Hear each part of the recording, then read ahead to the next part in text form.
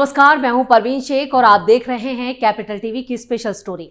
2024 लोकसभा चुनाव की तारीखों का ऐलान अब कभी भी हो सकता है और यहां पर चुनाव आयोग ने इसकी तैयारी कर ली है।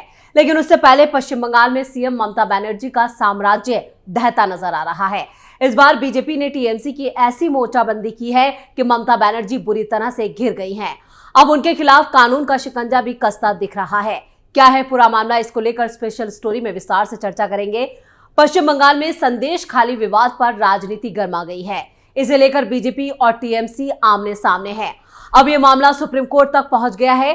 दरअसल वकील आलोक अलख श्रीवास्तव ने संदेश खाली के मुद्दे पर सुप्रीम कोर्ट में पीआईएल यानी जनहित याचिका दायर की है और याचिका में मांग की है कि कोर्ट की देखरेख में सीबीआई या एसआईटी की टीम मामले की जांच करे। यानी अब ममता बनर्जी अपने टीएमसी गुंडों को नहीं बचा पाएंगी।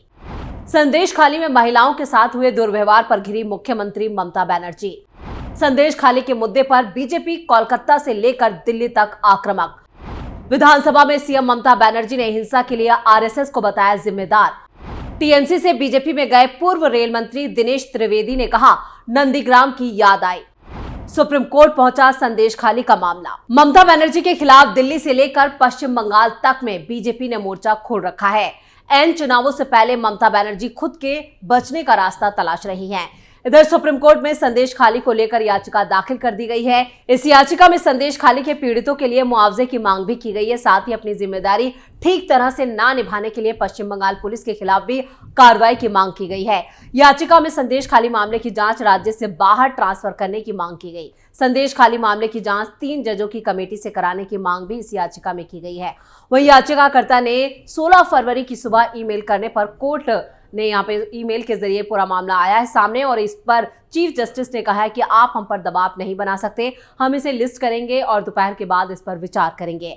ऐसे में अब संदेश खाली को लेकर सबकी नजरें सुप्रीम कोर्ट पर टिकी है कि सुप्रीम कोर्ट ममता सरकार के खिलाफ क्या एक्शन लेता है। वहीं संदेश खाली में मचे बवाल को लेकर राष्ट्रीय अनुसूचित जाति आयोग की सदस्य अंजू बाला का बड़ा बयान भी सामने आया है। उन्होंने कहा है कि सीएम ममता बनर्जी कुछ भी खुलासा नहीं करना चाहती। वो महिलाओं पर अत्याचार की एफआईआर दर्ज नहीं करती, देश उन्हें माफ नहीं करेगा। हम चाहते हैं कि संदेश खाली में राष्ट्रपति शासन लगाया जाएगा क्योंकि यहाँ लोग बिल्कुल भी सुरक्षित नहीं हैं। और क्या कुछ कहा है अंजू बाला ने, देखते हैं इस वीडियो को। ना देती हैं तो आपको मैं चाहती हूँ कि देश आपको माफ नहीं करेगा।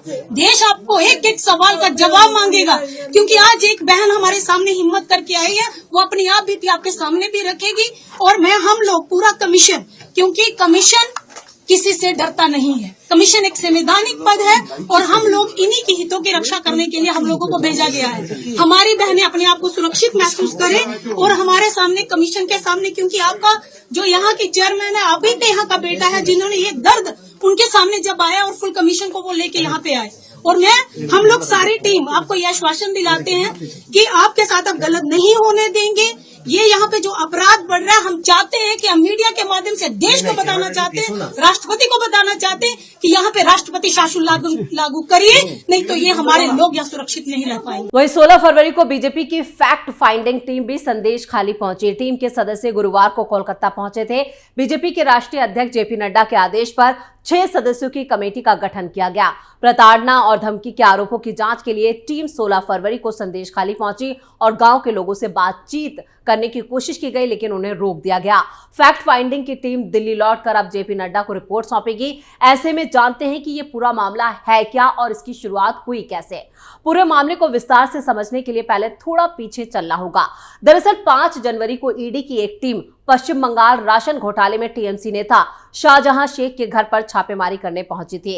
इस दौरान उन पर उग्र भीड़ या कहे कि उनके समर्थकों ने टीम पर जमकर पत्थर बरसा दिए। शाहजहां शेख घटना के बाद फरार हो गया और समन के बाद भी जांच एजेंसी के सामने पेश नहीं हुआ। 8 फरवरी से गांव की महिलाओं ने शाहजहां शेख और उनके समर्थकों के खिलाफ विरोध करना शुरू कर दिया। इन महिलाओं ने टीएमसी नेता और उनके समर्थकों पर अत्याचार करने समेत जमीन पर कब्जा करने के कई गंभीर आरोप लगाए। 9 फरवरी को शाहजहां के समर्थक हजारा के 3 पोएट्री फॉर्म पर आगजनी की गई और उन्हें जला दिया गया। मीडिया रिपोर्ट के मुताबिक एक महिला ने आरोप लगाया कि टीएमसी के कार्यकर्ता गांव में घर घर जाकर सर्वे करते हैं। उन्हें अगर कोई सुंदर लड़की या महिला दिखती है तो वो उसे अपने ऑफिस में ले जाते हैं और कई रातों तक रखते हैं। महिला ने कहा कि शाहजहां की गैर मौजूदगी के बाद ही महिलाओं ने अपने हक में आवाज बुलंद करने का फैसला किया। प्रदर्शन कर रही महिलाओं ने टीएमसी के दूसरे नेताओं पर भी यही आरोप लगाए हैं। जिन पर आरोप लगाए गए हैं उनमें उत्तम सरदार और शिव प्रसाद हजारा भी शामिल हैं। ये दोनों शाहजहां के काफी करीबी बताए जाते हैं। 9 फरवरी की रात के बाद से संदेशखाली में सरकार ने धारा 144 लागू कर दी थी। कई इलाकों में बाजार और दुकानें बंद कर दी गई। इंटरनेट सेवाओं पर भी पाबंदी लगा दी गई। संदेशखाली थाना क्षेत्र में बड़ी संख्या में पुलिस बल की तैनाती कर दी गई और इस बीच कोर्ट ने मामले पर संज्ञान लिया और धारा 144 को रद्द कर दिया। कोर्ट ने सरकार से सवाल किया कि धारा 144 क्यों लागू की गई। सरकार इस बात का जो जवाब था वो कोर्ट को कोई जवाब नहीं दे पाई और कोर्ट की नाराजगी के बाद धारा 144 को हटा दिया गया। हालांकि कुछ इलाकों में अभी भी धारा 144 लागू है। इसके बाद 12 फरवरी को राज्यपाल सीवी आनंद बोस ने घटनास्थल का दौरा किया। इसके बाद उन्होंने मीडिया से बात करते हुए कहा कि जब मैंने महिलाओं की बात को ध्यान से सुना तो मुझे भरोसा ही नहीं हुआ कि रविंद्रनाथ टैगोर की धरती पर ऐसा भी हो सकता है। वहीं टीएमसी के नेता विकास सिंह और उत्तम सिंह को कोर्ट से जमानत मिल गई है। पुलिस ने दावा किया है कि कोर्ट से उनकी 10 दिन की रिमांड की मांग की गई थी, हालांकि उन्हें जमानत दे दी गई। वहीं 14 फरवरी को पुलिस ने संदेशखाली की घटना को लेकर बयान भी जारी किया था, जिसमें कहा गया था कि अभी तक किसी भी महिला ने यहां पर रेप की कोई भी शिकायत नहीं दी है। राष्ट्रीय महिला आयोग की टीम ने कहा है कि शिकायतों की तहकीकात की जाएगी और कानूनी रूप से एक्शन भी लिया जाएगा। वहीं भारतीय जनता पार्टी ने इस मामले पर कड़ा रुख अपनाते हुए टीएमसी पर हमला बोलना शुरू कर दिया और जमकर टारगेट किया। 12 फरवरी को केंद्रीय मंत्री स्मृति ईरानी ने सीएम ममता बनर्जी पर निशाना साधा और कई गंभीर आरोप भी लगाए। तो क्या कुछ कहा स्मृति ईरानी ने, देखते हैं इस वीडियो में। हिंदू नरसंहार पर सौदा कर ममता बंदोपाध्याय अपना सत्ता का साम्राज्य चला रही है, तो हम सब जानते हैं। घर घर जाकर ममता के गुंडे अब छोटी उम्र के हिंदू परिवार की बहुओं को उठवाकर उनका बलात्कार हो रहा है, उस पर ना कुछ कहती हैं और कहने वालों को विधानसभा से सस्पेंड करा देती हैं। ये अंधा राज चल रहा है। तो स्मृति ईरानी ने ममता बनर्जी की नाकामी को फिर उजागर किया है। वहीं 14 फरवरी के दिन बीजेपी के समर्थक प्रदर्शन कर रहे थे, जिसमें शामिल होने के लिए प्रदेश अध्यक्ष सुकांत मजूमदार भी पहुंचे। प्रदर्शन के दौरान ही बीजेपी और पुलिस के बीच झड़प हो गई, जिसमें सुकांत मजूमदार को काफी चोटें आईं। अब घटना को गंभीरता से लेते हुए बीजेपी के राष्ट्रीय अध्यक्ष जेपी नड्डा ने एक टीम का गठन किया, जो मामले की तहकीकात कर जांच रिपोर्ट सोमवार तक पेश करेगी। दरअसल पश्चिम बंगाल के 24 उत्तरी परगना जिले में स्थित गांव संदेशखाली इन दोनों भारी विरोध प्रदर्शन का गवाह बन रहा है। दरअसल गांव की महिलाओं ने बीते कई दिनों से कई गंभीर आरोप लगाए थे और टीएमसी नेता शाहजहां शेख और टीएमसी के नेताओं ने उनकी जमीनों पर कब्जा कर लिया और कुछ महिलाओं ने टीएमसी नेताओं पर ही यौन शोषण के आरोप लगाए। इसे लेकर संदेशखाली में महिलाओं ने भी विरोध प्रदर्शन शुरू कर दिया। बीजेपी कार्यकर्ता भी संदेशखाली में प्रदर्शन कर रहे हैं। शाहजहां शेख राशन घोटाले में आरोपी है और काफी टाइम से वो यहां पर ईडी टीम पर हुए हमले के बाद से लापता है। खास बात यह कि खुद मुख्यमंत्री ममता बनर्जी शेख शाहजहां की गिरफ्तारी पर सरकार का स्टैंड साफ करने के बजाय उन महिलाओं पर सवाल उठा रही हैं, जिन्होंने मीडिया के कैमरे के सामने आकर शेख शाहजहां की काली करतूतें सामने रखी। ममता ने कहा कि बीजेपी के कार्यकर्ता मास्क पहनकर बयान दे रहे हैं। वहां टारगेट शेख शाहजहां था। ईडी ने सबसे पहले उसे निशाने पर भी लिया, फिर बीजेपी ने आदिवासियों की जगह अपने लोगों को लाकर झगड़ा बढ़ाया। ममता बनर्जी ये बताना चाहती है कि संदेशखाली में जो कुछ हो रहा है उसके पीछे कहीं ना कहीं बीजेपी का हाथ है। लेकिन यहाँ एक सवाल ये भी है कि अगर बीजेपी साजिश करने का काम कर रही है तो फिर पश्चिम बंगाल पुलिस क्या कर रही है? पहले समझिए शेख शाहजहां से ममता बनर्जी की यहाँ पर जो टीएमसी का रिश्ता वो है क्या।